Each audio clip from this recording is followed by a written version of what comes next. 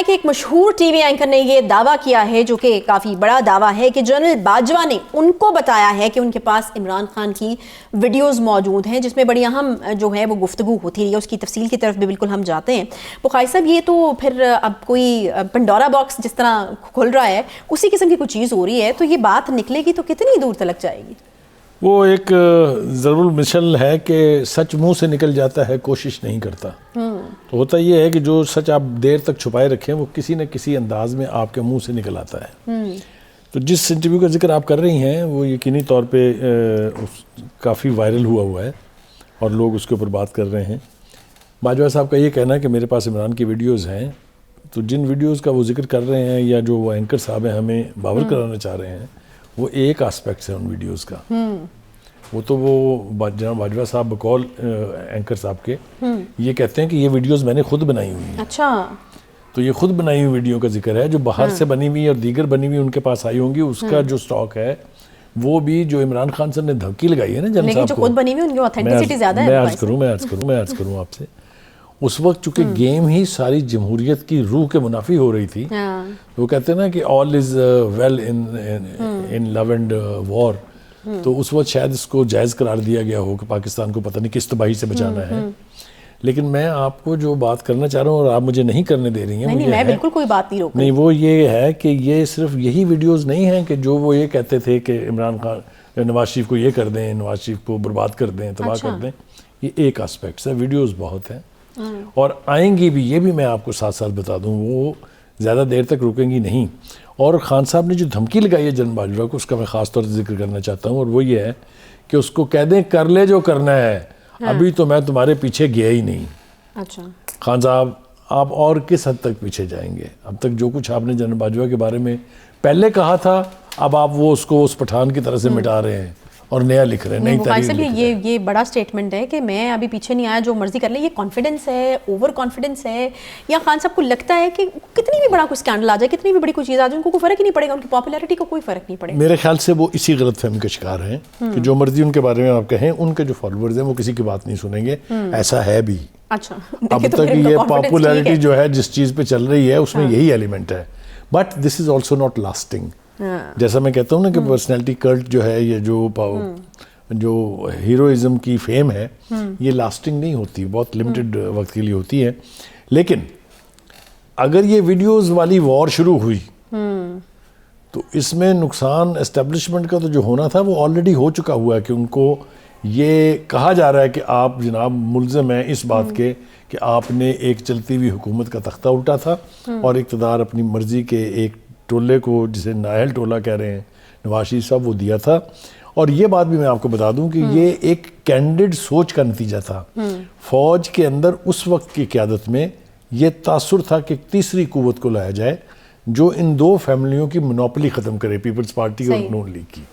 لہٰذا یہ وہ یعنی مائنڈ سیٹ ہے جس کے نتیجے میں عمران خان صاحب منظر عام پر تو خیر پہلے سے آئے ہوئے تھے، لیکن اپنی خواب کی منزل جو انہوں نے پائی. بھائی صاحب، اتنی عجلت کیا تھی یہ کرنے کی کہ آپ نے اس تیسری قوت کی ایبلٹی کو یا کیپیبلٹی کو جج کرنے کی کوشش نہیں کی، اور بس آپ نے کہا کہ لایا جائے، اور جو ہے اس کے بعد پھر آپ دیکھتے ہیں کہ کس طرح سے فیل ہو جاتا ہے سارا پروجیکٹ. ایک ایسے شخص کی تلاش تھی جو کنٹروورشل نہ ہو، ایک ایسے شخص کی تلاش تھی جو ان دونوں پارٹیوں میں سے کسی کے قریب نہ ہو. صحیح ہے. تو میرے خیال سے قرہ فال جو ہے اس وقت وہ اترتے تھے اس کے اوپر نا، بالکل اترتے تھے. اور میں نے یہ ایک سے زیادہ مرتبہ آپ کے پروگرام میں کہا ہے کہ انڈیویجولی مجھے خان صاحب میں کبھی کوئی خرابی نظر نہیں آئی. تو یہ کیسے بندے کی تلاش تھی؟ یہ بات میں آپ کو کنوکشن سے کہہ رہا ہوں، صرف بیلنس کرنے کے لیے نہیں کہہ رہا ہوں. اور مجھے حیرت یہ ہے کہ جو ان کے فالوورز ہیں ان کو میری یہ بات کیوں سمجھ میں نہیں آتی. ان کا خیال یہ ہے کہ مجھے منتھلی بھتہ بھیجتی ہے پاکستان مسلم لیگ نون، تو میں بھی جواب میں بہت سارے الزامات لگا سکتا ہوں، لیکن مجھے اس کی وضاحت کی بھی ضرورت کبھی پیش نہیں آئی، کیونکہ میں بولتا ہوں کنوکشن سے. میرے آرگومنٹ کے جواب میں آرگومنٹ لائیں. آپ دشنام ترازی تو آپ جتنی مرضی کسی کے خلاف کر لیں، اس سے کوئی فرق نہیں پڑتا. خان صاحب کو یہ یقین ہے کہ ان کے فالوورز ان کے اوپر لگنے والے کسی الزام کو نہیں مانیں گے. آپ یہ دیکھیے جو مقدمات اس وقت عدالت میں چل رہے ہیں، جو آلموسٹ اپنے ثبوت جو ہے ان کی بنیاد کے اوپر قائم ہے، چاہے وہ فارن فنڈنگ ہے، چاہے وہ ان کی بیٹی کا کیس ہے، لیکن آپ منا کے دکھائیں مجھے کسی پی ٹی آئی کے فالوور کو کہ یہ بات کہ وہ کبھی مان جائے کہ یہ باتیں ٹھیک ہیں. یہ پاگل پن ایک حد تک ٹھیک ہے لیکن قوم کے مفاد میں نہیں ہے، مفاد میں نہیں. اور پھر ہم دیکھ رہے ہیں نا کہ ہم کیا اس کے نتیجہ نکلا ہے وہ ہم آج بھگت رہے ہیں، کس طرح کے کرائسس میں ہم گھرے ہوئے ہیں. بغیر صاحب اس کا ایک اور ایسپیکٹ بھی ہے پھر تو، اگر یہ تمام باتیں اسی طرح سے ہیں جس طرح سے بیان کی جا رہی ہیں اور ہو رہی ہیں، ہم دیکھ رہے ہیں کہ آپ دونوں ایک دوسرے کے حوالے سے جو ہیں وہ انکشافات کر رہے ہیں، تو پھر تو میاں نواز شریف صاحب کا بیانیہ درست ثابت ہوا. وہ تو یہاں تک بھی کہا گیا ہے نا کہ وہ خان صاحب کہتے تھے کہ آپ نے جو کیا ہے بالکل ٹھیک کیا اور کریں ان کے خلاف. دیکھیں نا جو بزرگ کہا کرتے تھے کہ آپ کسی کے لیے گڑھا کھودتے ہیں تو اس کے لیے تیار رہنا چاہیے کہ شاید ایک دن آپ خود اسی گڑھے میں کارما، یہی ہو کارما، یہی ہوا ہے. جو گڑھا نواز شریف کے لیے کھودا گیا تھا آج اس گڑھے میں، لیکن ڈیپر گڑھا ہے، وہ ان سے زیادہ گہرا گڑھا ہے جس میں آپ کھڑے ہیں. دیکھیے مجھے خان صاحب کی اس لاجک پر کہ الیکشن کرائیں بالکل ٹھیک ہے، کوئی دو رائے نہیں اس کے بارے میں. ڈیموکریسی کے نظام میں election is the only way out, لیکن اس میں آپ کی مرضی شامل ہو، اس میں آپ کی مرضی کے فیصلے ہوں، اس میں آپ کی مرضی کے نتائج آئیں، یہ نہیں ہوتا. اگر الیکشنز انڈیپینڈنٹ اور شفاف اور صاف ستھرے ہوں گے تو پھر نتائج آپ کی مرضی کے نہیں آ سکتے، وہ چاہے نواز شریف ہوں چاہے وہ خان صاحب ہوں. لیکن مجھے صرف یہ ڈر ہے کہ ان کی ضد کی خاطر کہیں ایسا نہ ہو کہ ہم انتخابات کے قریب جانے کی بجائے اس سے دور ہٹتے جائیں.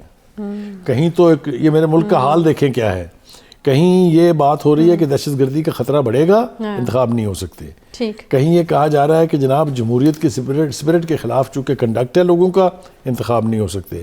اکنامک ایمرجنسی لگ جائے گی جی، یہاں پر 6 مہینے کے 2 ٹینور ہوں گے جی، انتخاب نہیں ہو سکتے.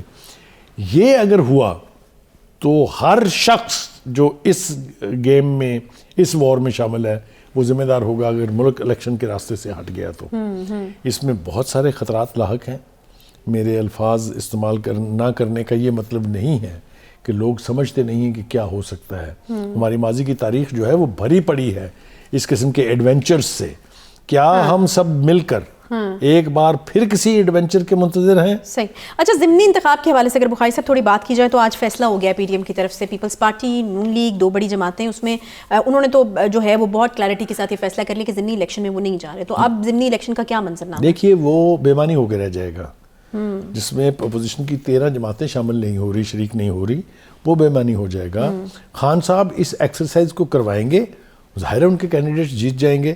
پھر وہ کہیں گے کہ دیکھیے جناب عوام جو ہے وہ ہمارے ساتھ ہے، آبادی 22.5 کروڑ ہے، 24 کروڑ عوام میرے ساتھ ہیں. مگر پھر ہوگا کیا؟ کھڑے ہوں گے اور خود ہی جیت جائیں گے. مگر پھر ہوگا کیا؟ ہوگا یہ کہ 4 مہینے کے بعد پھر الیکشن ہوں گے. تو اگر آپ نے صرف اپنی ضد کی خاطر الیکشن کرنے ہیں اور اپوزیشن کے ساتھ یا اس وقت کی حکومت کے ساتھ بیٹھ کے بات چیت کے ذریعے کوئی راستہ نہیں نکالنا ہے تو پھر اللہ خیر کرے. پاکستان میں اس ساری ایکسرسائز کا مطلب کیا تھا؟ پلیز مجھے سمجھا دیجئے. الیکشن بھی وہی لوگ لڑنے لگے ہیں جو استعفے دے کے واپس آئے تھے. کریکٹ. یہ مجھے حیرت ہے یہ سوال آپ مجھ سے پوچھ رہی ہیں. اس پروگرام کی وساطت سے آپ اپنے چہیتے اور مقبول ترین لیڈر سے یہ سوال پوچھیں، وہ شاید آپ کو اس کا جواب دے دے. ایک مجھ جیسے جاہل کے پاس اس خوفناک لوڈڈ سوال کا جواب نہیں ہے. پھر اس کا ایک یہ پہلو بھی ہے کہ آپ اپنی انرجی، جس طرح آپ یہ کہتے ہیں کہ آپ نے اپنے ورکر کو تھکا دیا، پھر آپ اپنے جو الیکشن لڑنے جا رہے ہیں ان لوگوں کو بھی تھکائیں گے، پھر ووٹر سپورٹرز کو بھی تھکائیں گے. تو پھر یہ پھر سے وہی ایکسرسائز ہے جس میں آپ میرے خیال سے خان صاحب کو چونکہ تجربہ نہیں ہے لانگ پولیٹیکل بیٹل لڑنے کا، اس لیے ان کا خیال ہے کہ جلدی فٹافٹ فیصلے ہو جائیں. یہ چیزیں یعنی خوفناک اثرات ڈالتی ہیں پارٹی کی پاپولیرٹی پر بھی اور جو الیکٹڈ پروسیس ہے اس کے نتیجے میں جو نتائج آتے ہیں اس کے اوپر بھی. میرے خیال سے خان صاحب کو اب شروع کر دینا چاہیے کہ وہ اپنے فالوورز کے ساتھ، اپنی پارٹی کے ورکرز کے ساتھ سچ بولیں. اچھا، اگر وہ سچ نہیں بولیں گے، دھوکے میں رہیں گے ان کے فالوورز، تو نقصان خان صاحب کا اور خان صاحب کی پارٹی کا ہوگا. یہ میں آپ کو بالکل وثوق سے کہہ رہا ہوں. ٹھیک ہے، چھوٹا سا بریک لیں گے جی. کراچی کے حوالے سے، سندھ کے حوالے سے ہمیں بات کرنی ہے. ایم کیو ایم کے بیچ میں اختلافات جو ہیں ان کی کہانیاں بھی سامنے آ رہی ہیں، اس پر بات کریں ایک چھوٹے سے بریک کے بعد. ساتھ